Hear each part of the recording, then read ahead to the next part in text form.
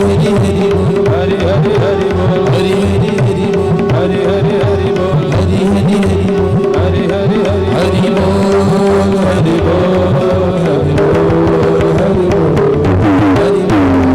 बोल, हरि बोल, हरि बोल, हरि बोल, हरि बोल, हरि बोल।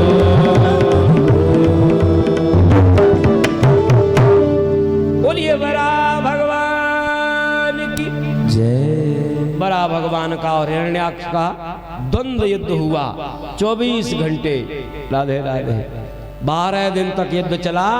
12 दिन में भगवान ने उस दुष्ट को परास्त किया। राधे राधे। और पृथ्वी को ला करके स्थान दे दिया। बोलिए पृथ्वी मैया की।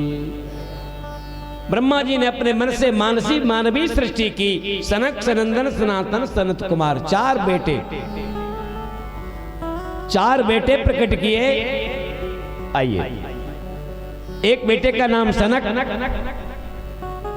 एक बेटे का नाम सनंदन, एक बेटे का नाम सनातन, एक बेटे का नाम सनत कुमार। चारों प्रकट हो गए। हरि शरणम हरि शरणम हरि शरणम हरि। वो कहने लगे हम तो हरि की शरण में जाना चाहते हैं। ब्रह्मा जी ने कहा अरे हमने तुम्हें दुनिया को बनाने के लिए प्रकट किया है, संसार की रचना करने के लिए। गृहस्थी बसाओ, शादी करो, विवाह करो।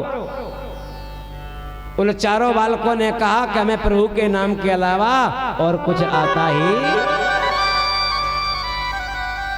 पिताजी की आज्ञा का पालन नहीं किया, अवज्ञा कर दी। तो ब्रह्मा जी को क्रोध आया। ब्रह्मा जी को क्रोध आया तो नासिका, ये कहते हैं भ्रकुटी टकराई। दोनों भौएं टेढ़ी हुई, आपस में टकराहट हुई। तो भ्रकुटी के मध्य से एक चिंगारी निकली और पृथ्वी पर गिरी। वो पृथ्वी पर जैसे ही गिरी तो बालक का रूप ले ली और वह रोने लगा। बालक जब बालक रोने लगा, विदुर जी ने प्रश्न किया ये बालक कौन था? कहा ये बालक पृथ्वी पर गिरते ही रो रहा है, इसलिए इस बालक का नाम रुद्र रख दिया जाता है। उस बालक का नाम क्या पड़ा? बोलो ना, रुद्र। और रुद्र किसका नाम है? भोले बाबा का। एकादश रुद्र में जो 11 रुद्र हैं, उनमें एक रुद्र ब्रह्मा जी का बेटा स्वयं भोले बाबा बने हैं। राधे राधे। रुद्र से कहा गया तुम सृष्टि बनाओ, तो भोले बाबा की सृष्टि तो आप जानते ही हैं। भोले बाबा ने सृष्टि करना प्रारंभ की। नाना प्रकार के भूत, प्रेत, डाकिनी, साकिनी, मारीगण, बेताल, सर्प, विषाक्त जीव, भिक्षु, कातर, नाना प्रकार के सर्प की हजारों प्रजातियां तैयार कर दी। लाखों हजारों की संख्या में सांप बिच्छू जब घूमने लगे, ब्रह्मा जी कहते बेटा ये सृष्टि कैसी है तेरी? ये सारे के सारे जीव विषाक्त जीव हैं, ये तो दुनिया को काट खाएंगे। भोले बाबा ने कहा हमें तो पिताजी ऐसी सृष्टि बनाना आता है। कर चरण कृतम वा कायजम कर्म जम्बा श्रवण नयन जम्बा मानसम्बा परादम विहितम विहितम वा सर्वमेत क्षमस्व जय जय करुणाब्दे श्री महादेव शंभो। बोले बाबा कह रहे हैं क्षमा करिए प्रभु, हमें ऐसी सृष्टि बनाना आता है पिताजी। ब्रह्मा जी ने कहा तेरे सृष्टि सारी दुनिया की रक्षक नहीं भक्षक है। ऐसा कर बेटा अपनी सृष्टि को तू समेट, अपनी सारी गृहस्थी को अपने साथ ले और चला जा कैलाश पर्वत पर भजन करने के लिए। मेरा आदेश है, क्योंकि तेरी सृष्टि रहेगी तो सारी दुनिया फिर मुझे निर्मित करनी पड़ेगी। अब भोले बाबा ने अपनी सृष्टि समेटी। सर्पों को अपनी माला बना लिया, बिच्छुओं को अपने कुंडल बना लिए, कांतरों को अपने जंजीर बना ली। और भोले बाबा का एक मंत्र है महामृत्युंजय। त्र्यंबकम यजामहे सुगंधिम पुष्टिवर्धनम उर्वारुकमिव वंदनात् मृत्योर्मुक्षीयमामृतात्।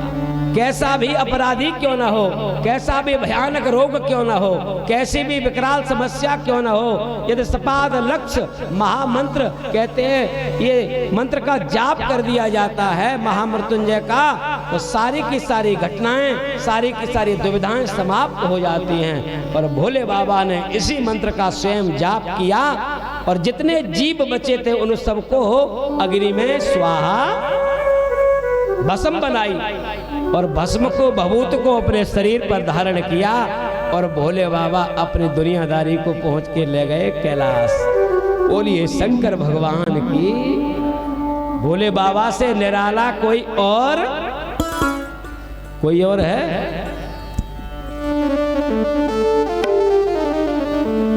डमरू वाले भोले जी सरकार के आगे चल मांग ले वरदान से तार के आगे, चल मांग ले वरदान से तार के आगे। डमरू वाले भोले जी सरकार के आगे, डमरू वाले भोले जी सरकार के आगे चल मांग ले वरदान सब तार के आगे, चल मांग ले वरदान सब तार के आगे।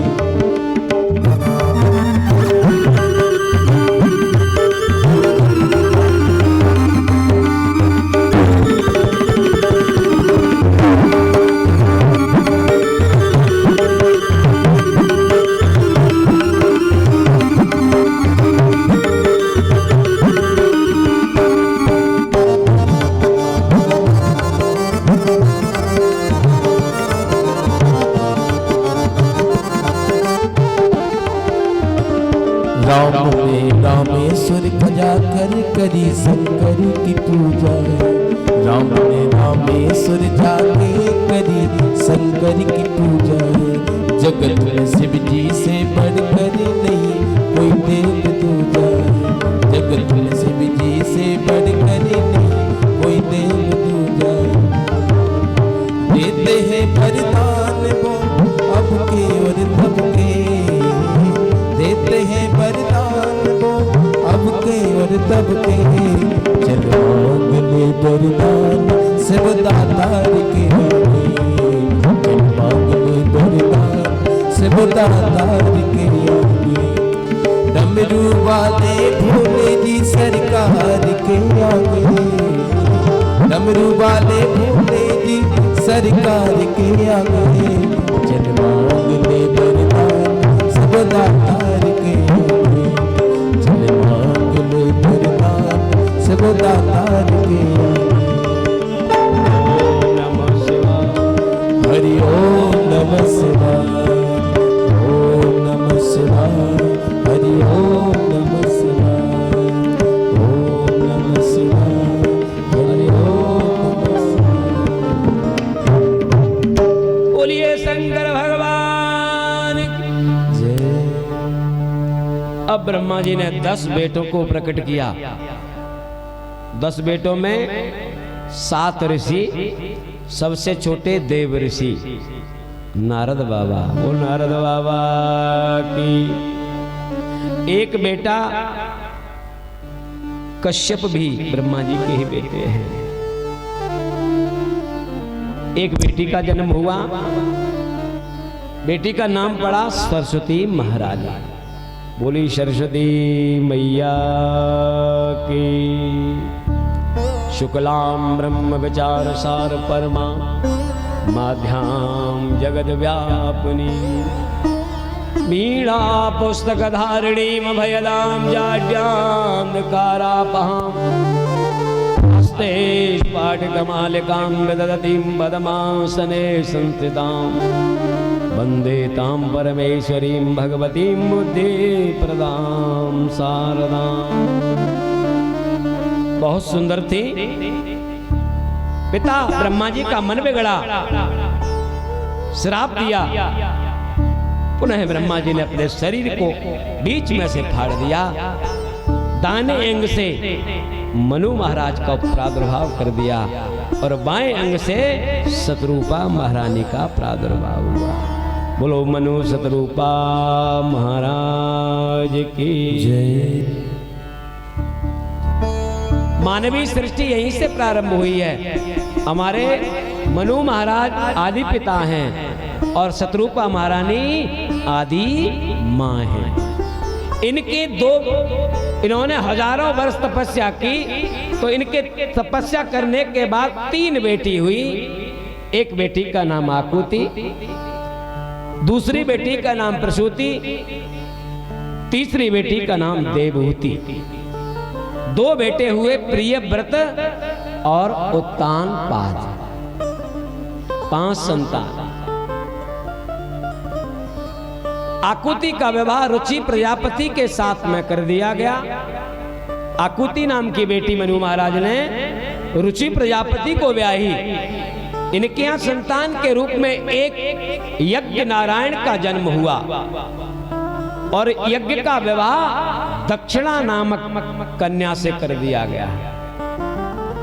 वह यज्ञ श्रेष्ठ माना जाता है जिस यज्ञ में दक्षिणा प्रदान करी जाती है। एक ब्राह्मण को भोजन कराना एक यज्ञ के बराबर फल माना जाता है, क्योंकि ब्राह्मणों का मुख हवन कुंड है।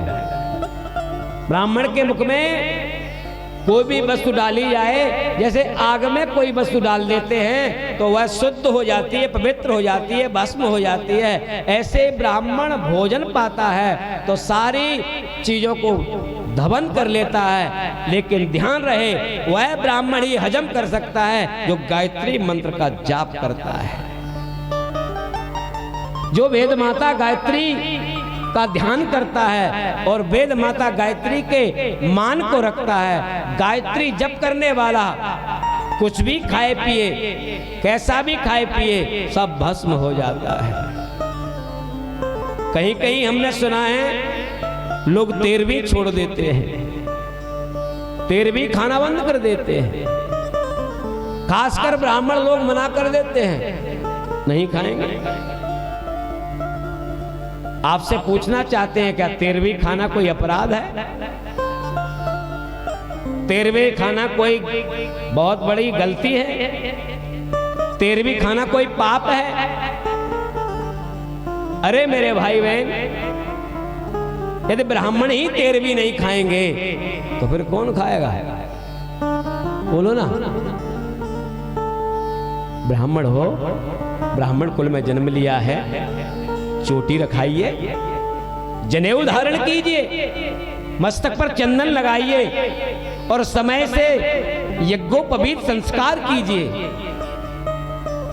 ब्राह्मण कुल में जन्म लेकर के ब्राह्मण के आयुधों को धारण नहीं करते हैं तो धीरे धीरे ब्राह्मण का भी ब्राह्मणत्व नष्ट हो जाता है, उसकी बुद्धि बिगड़ जाती है। इसलिए जनेऊ धारण करो, तिलक लगाओ, चोटी रखाओ, ये ब्राह्मण की शोभा है। चोटी ब्राह्मण की शोभा है, चोटी ब्राह्मण का मान है, चोटी ब्राह्मण का सम्मान है।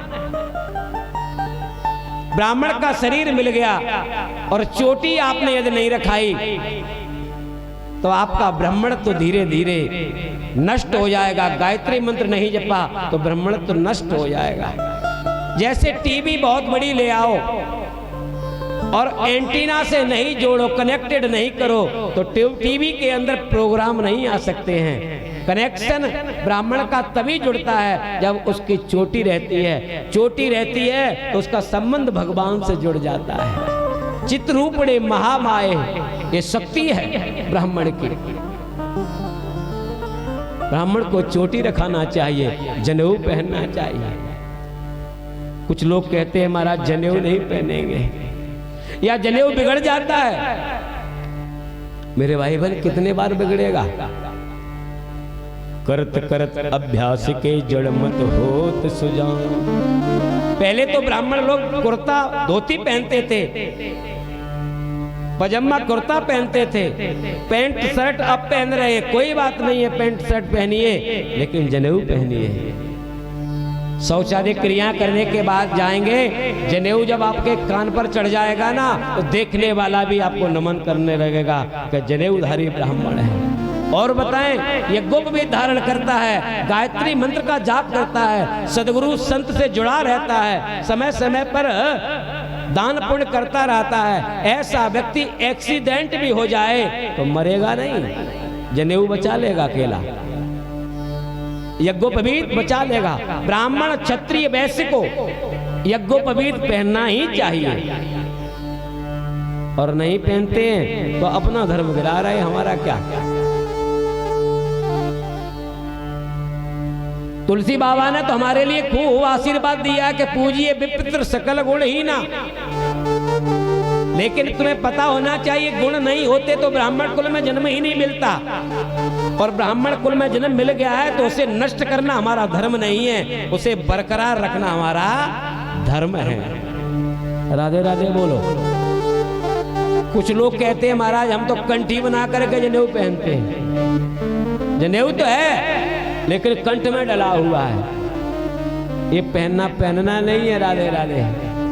हमेशा बाएं जनेऊ को बाएं कंधे पर होना चाहिए, बाएं कंधे पर जनेऊ होना चाहिए, और कमर तक जनेऊ होना चाहिए, तिलक होना चाहिए, चोटी होना चाहिए। राधे राधे। जोर से बोलो। यज्ञोपवीतम परमं पवित्रम प्रजापतेर्यस्। कहते हैं ना, यज्ञोपवीत धारण करने से परम पवित्रता हमारे मन में आती है, निर्मलता हमारे मन में आती है। और पहले दिन ही हमने कहा था कि निर्मल मन से कथा श्रवण करना और निर्मल सूत्र धारण करना, निर्मल चंदन लगाना, निर्मल शिखा रखाना, तो निर्मल निर्मल गुणानुवाद श्रवण करने को मिलेंगे, बुद्धि बन जाएगी। और भगवान कुछ नहीं करते, बुद्धि को बनाते हैं और बुद्धि को ही बिगाड़ते हैं। पूत कपूत तो का धन संचय, पूत सपूत तो का धन संचय। राधे राधे बोलो। जनेऊ पहनना जरूरी, यज्ञ कराना जरूरी, ब्राह्मण को भोजन कराना जरूरी। राधे राधे। ब्राह्मण को भोजन पवाने पर एक यज्ञ का फल मिलता है, संत को भोजन कराने पर, साधु को भोजन कराने पर 2 यज्ञ का फल मिलता है, किसी सन्यासी को भोजन कराने पर 5 यज्ञ का फल मिलता है, मान भांजे को भोजन कराने पर 10 यज्ञ का फल मिलता है, सदगुरु को भोजन कराने पर 100 यज्ञ का फल मिलता है। सदगुरु। राधे राधे। लेकिन भोजन कराएं और दक्षिणा न दें तो फल अधूरा रह जाएगा। भोजन कराने के बाद, तिलक लगाने के बाद, आरती लेने के बाद कुछ न कुछ दक्षिणा जरूर देना। झूठा हाथ आरती पर नहीं घुमाना चाहिए, संकुचित हाथ से ब्राह्मण को तिलक नहीं लगाना चाहिए, संकुचित होते हुए। आप पर भगवान ने दिया है तो ही तिलक लगाएं, दक्षिणा हो तो, वरना दूर से ही हाथ जोड़ लें, आशीर्वाद मिल जाएगा। ब्राह्मण सबके मस्तक पर तिलक लगा सकता है, आशीर्वाद दे सकता है, लेकिन ब्राह्मण के मस्तक पर तिलक लगाने के बाद में दक्षिणा बहुत जरूरी हो जाती है। गुरुजी के चरणों को पूजा जाता है, मस्तक को नहीं। मस्तक को इसलिए नहीं पूजा जाता है तो गुरु के ऋण से कभी भी शिष्य ऋण नहीं हो सकता। यदि मस्तक पर हाथ पहुंच गया तो गुरुजी कितने भी हाथ रखें शिष्य के मस्तक पर।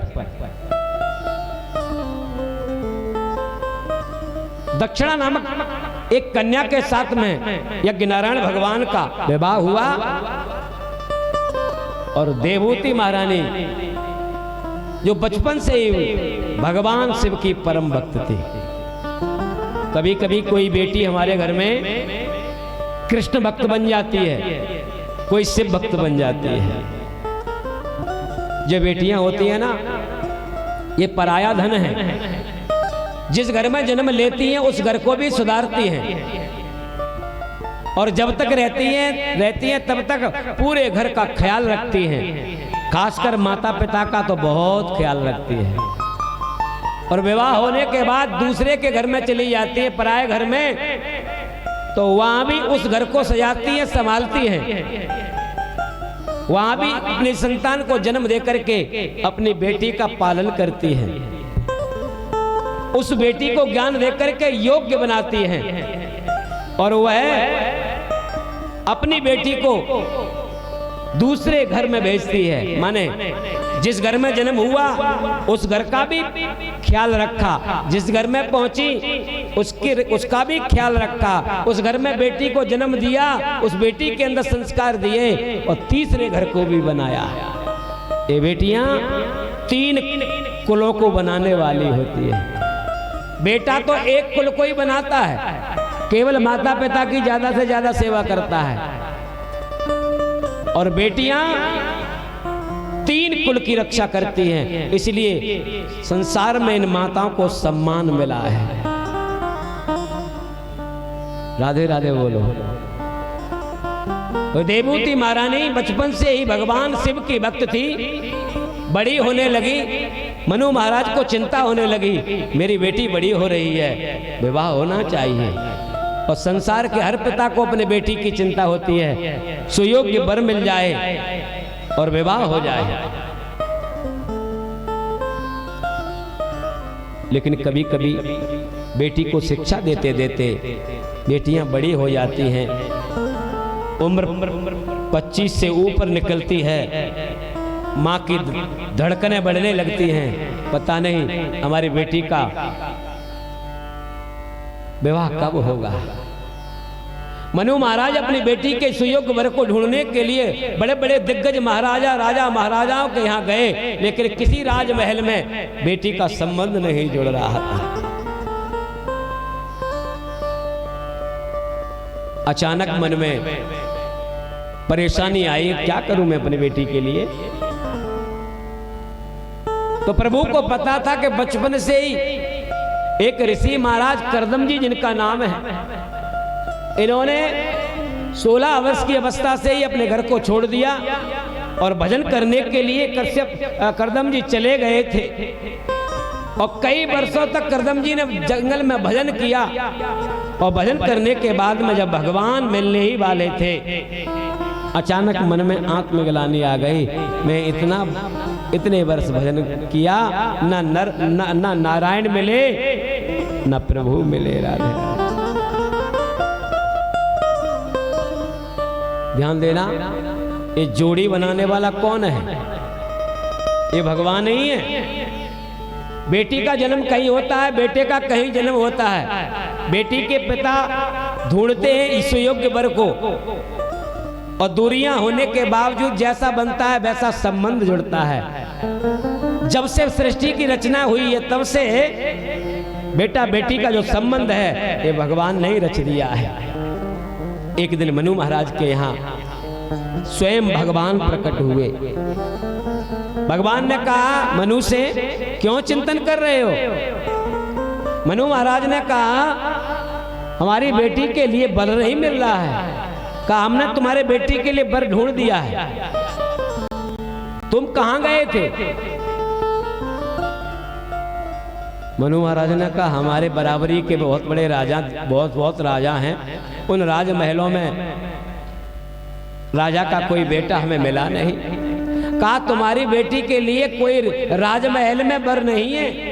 तुम तो ऐसा करो, जंगल में जाओ, कोई भजनानंदी संत भजन कर रहा हो, और भजनानंदी संत से जब तुम मिलोगे तो अपने आप ही तुम्हारा संबंध जुड़ जाएगा। राधे राधे बोलो, राधे राधे।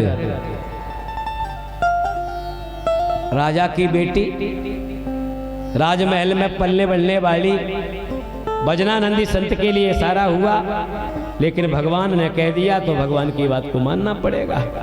प्रभु इतना कहकर के अंतर ध्यान हुए। उधर करदम जी की तपस्या पूर्ण हुई और भगवान नारायण प्रकट हो गए। शांताकारं भुजगशयनं पद्मनाभं सुरेशं विश्वाधारं गगन सदृशं मेघवर्णं सुमांगं लक्ष्मीकान्तं कमलनयनं योगविरध्यानगम्यं वन्दे विष्णुं भवभयहरं सर्वलोकैकनाथं। नारायण प्रभु सामने प्रकट हैं। करदम जी के नेत्र खुले, देखा तो गोविंद सामने खड़े हुए थे। गोविंद ने कहा करदम जी से, बोलो बरियम बुरियात वरदान मांगो, क्या चाहिए? करदम जी ने कहा प्रभु जब हम आए थे तपस्या करने के लिए तब वरदान लेने का मन हमारा कोई और था, लेकिन अब आप मिल गए हो तो अब हमारी मांगने की सामर्थ्य ही समाप्त हो गई है। राधे राधे। अब हम कुछ लेना देना नहीं चाहते हैं, आपके चरणों का आशीर्वाद चाहते हैं। भगवान ने कहा ये तो बात गलत हुई। संकल्प लिया जाता है, जिस संकल्प के लिए तुमने भजन किया वह तुम्हारा संकल्प पूरा कर दिया मैंने। तुमने भजन किया था मेरा विवाह हो जाए, तो तुम्हारे विवाह के योग्य मैंने कन्या को ढूंढ दिया है। मनु महाराज की बेटी है, देवहूति महारानी उनका नाम है। राधे राधे। करदम जी ने कहा प्रभु नहीं नहीं नहीं, अब हमें विवाह नहीं करना है। कहा संकल्प जैसा था वो संकल्प मैंने पूरा कर दिया है, अब नहीं करने से कुछ होने वाला, जैसा हमारा संकल्प होगा वही तो पूरा होगा। आप इस कथा को करने और सुनने आए हैं, मन में जो संकल्प लेके आए हैं वही तो पूरा होना चाहिए। बोलो ना कि कुछ और संकल्प उदित हो सकता है यहाँ। ध्यान देना, एक संकल्प लेकर के आप कथा कहीं भी सुनना, ये तो मोक्षदायी नगरी की कथा है। किसी भी कथा में एक कामना लेकर के कथा सुनना, कथा 7वें दिन पूरी होते होते वो आपकी कामना पूरी हो जाएगी, ये भागवत प्रमाण है। लेकिन हमारी अनेक कामनाएं निकल पड़ती हैं, इसलिए भगवान भी पूरा करने में बेचारे परेशान हो जाते हैं। अनेक कामनाएं कभी नहीं लेकर के कथा सुनना चाहिए, एक कामना लेकर के सुनना चाहिए। प्रभु ने कहा तुम्हारे लिए जोड़ी हमने तैयार कर दी है, विवाह करो। मनु महाराज ने बेटी को जो जन्म दिया है वो तुम्हारे योग्य पत्नी है, तुम्हारी मनु की बेटी। यहां करदम जी कह रहे हैं नहीं प्रभु अब हम विवाह नहीं करेंगे, करना तो पड़ेगा। करदम जी ने कहा तो मैंने तुम आपका भजन किया है, हमें आपको वचन भी देना पड़ेगा। भगवान ने कहा अहम भक्त पराधीन, हम तो भगवान हैं, भक्त के अधीन ही रहते हैं, क्या चाहिए? कहा प्रभु एक वचन ये दो कि मैं विवाह करूं तो ऐसी पत्नी होना चाहिए कि मेरी भजन में बाधा न डाले, वो भी भजनानंदी होना चाहिए। भगवान ने कहा वो तो है, तुम जितना भजन कर रहे हो ना, तुमसे ज्यादा भजन करने वाली तुम्हारी पत्नी है, तुमसे ज्यादा भक्ति है, भक्ति उसके अंदर है और तुम्हारी सेवा करने वाली पत्नी है। कहा तो दूसरा वचन ये चाहिए कि मुझे आप जैसा बेटा हो। क्या कहा? मुझे आप जैसा। भगवान ने कहा मेरे जैसा तो दुनिया में कोई है ही नहीं। मन में सोचा मेरे जैसा दुनिया में कोई है ही नहीं, लेकिन भक्ति का प्रभाव था तो भगवान को कहना पड़ा कि मैं ही तुम्हारे यहाँ पुत्र बन के प्रकट हो जाऊंगा। कहा जिस दिन तुम पितृ रूप में प्रकट हो जाओगे उसी दिन हम गृहस्थी छोड़ के चले जाएंगे। राधे राधे। और दोनों में ये मंत्रणा हुई और भगवान अंतर ध्यान हो गए। बोलो वृंदावन बिहारी लाल की। राम जी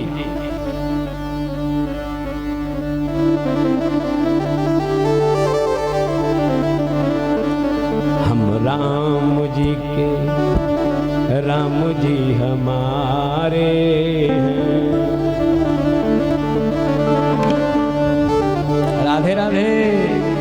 हमारे साथ श्री रघुनाथ तो किस बात की चिंता।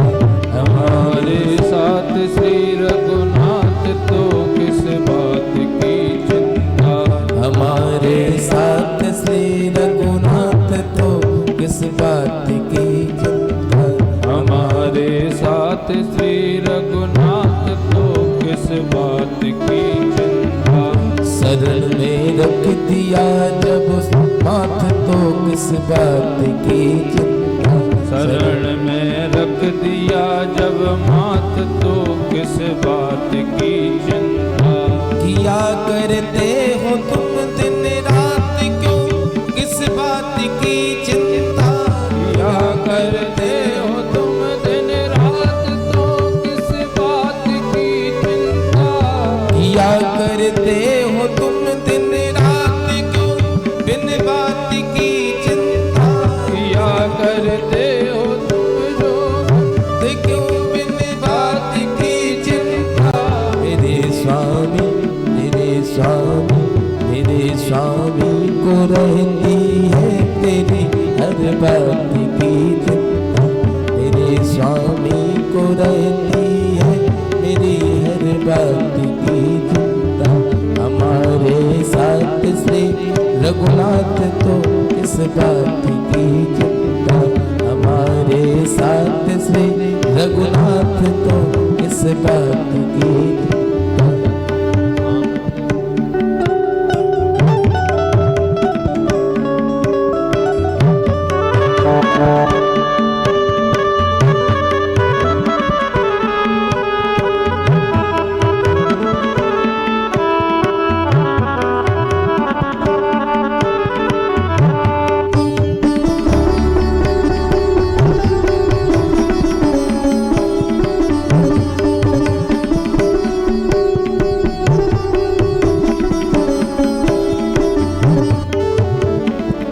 न खाने की न पीने की न मरने की न जीने की।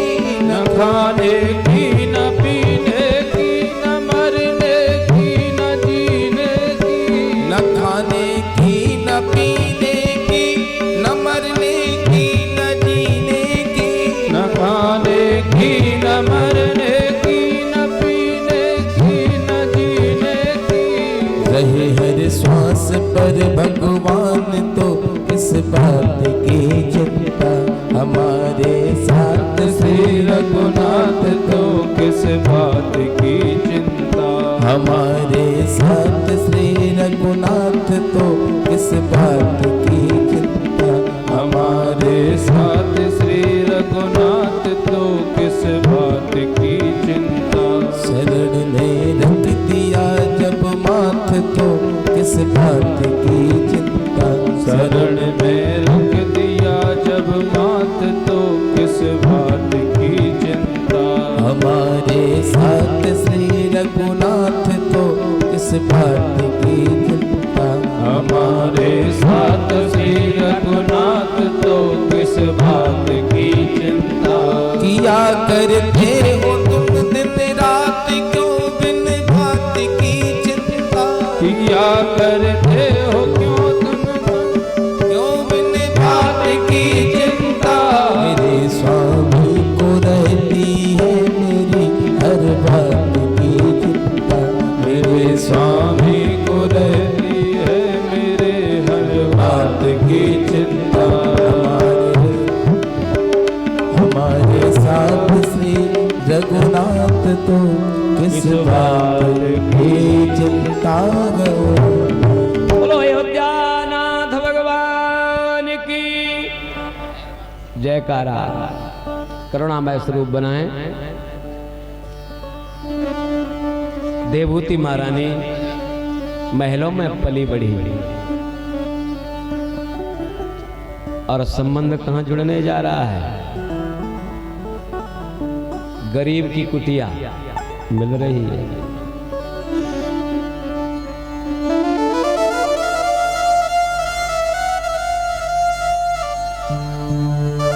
बेटी का भाग्य होता है। हम आप कौन हैं? बेटी के वर को ढूंढने में सामर्थ्य हम लोग नहीं रखते। मनु महाराज के लाख प्रयास करने पर बेटी अच्छे बड़े घराने में नहीं जा सकी। संबंध जुड़ गया झोपड़पट्टी वाले एक बाबा जी से। और जिस पिता को, जिस माँ को ये पता हो कि मेरी बेटी गरीब खाने में जा रही है, उस माता पिता को क्या बीतेगी राधे राधे। क्योंकि हर पिता चाहता है कि मेरी बेटी अच्छे वर को प्राप्त करे और हमसे भी बड़ा नाम वाला घर मिले। लेकिन बेटियों का भाग्य है, कभी कभी ऐसी बेटियां भी होती हैं कि घर में झोपड़ी पड़ी हो, उस घर में पहुंच जाती हैं तो कोठियां बनवा देती हैं। और बेटियों का अपना भाग्य होता है, जिस घर में जाती हैं उस घर को संभालने में उनकी कोई भी कमी नहीं रहती है। कभी कभी बेटी के साथ में बहुत बड़ा धोखा होता है। मां जन्म दे करके